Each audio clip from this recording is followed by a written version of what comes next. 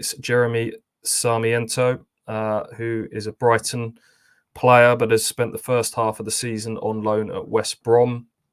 Had just come back from an injury when Ipswich went to the Hawthorns and lost 2-0, came on for the last 20 minutes or so in that game, and then started 6 championship games on the bounce for West Brom just recently.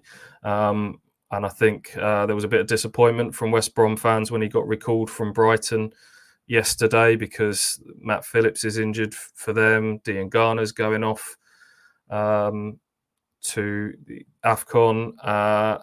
And so I think there was a feeling, okay, well, he's going back to Brighton to maybe get a little bit of game time for them off the bench. So if he ends up being loaned back out to one of their championship promotion rivals in Ipswich, I don't think they'll be too pleased about that. But he looks an exciting player to watch. Looking at his highlights reel, played at the World Cup for Ecuador in Qatar last winter.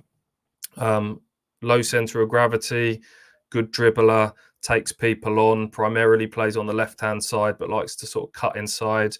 So if this happens, you'd imagine he'll be one to kind of compete for places with Nathan Broadhead on that inside left role, looking at it, but someone who could play the number 10, you could probably play him on the right as well, will just be another bit of competition in those kind of forward positions for Ipswich Town. Yeah, once again, you can watch the highlight reels and it gets you excited. I love the step overs, I love all the skills, and I know AJ does as well.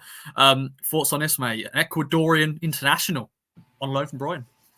Yeah, an Ecuadorian international who ended up moving to London, I think, when he was about 7.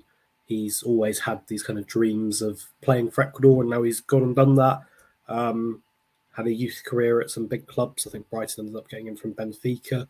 Was at Charlton as well. So he's been around a little bit there at youth level, pardon me. He's an exciting one. He's one that when he went to West Brom in the summer, I thought, oh, wow, okay. Didn't realise he was actually going to be on the loan market at all, because he was one that I thought was kind of having a little bit of a bit part role at Brighton, but they're one who maybe at times like to keep young players in-house to develop them, because they have such an astonishingly good record with them in terms of finding these young stars and just slowly bringing them through, kind of tripping them game time so they get a little bit and they build it up and up and up and up.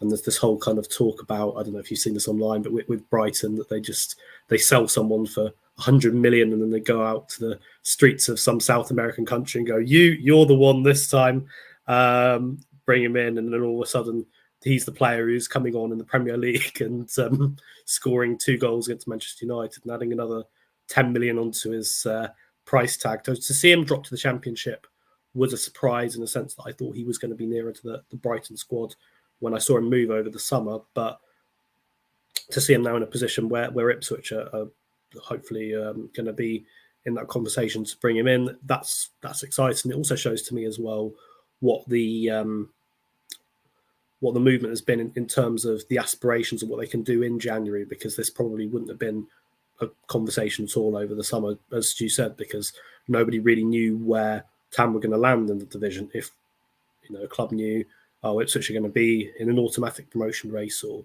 looking fairly comfortable in the top 6 in January, then the summer might have been different. But now that we know this going into the January transfer window, these are the kind of players that you're going to see linked.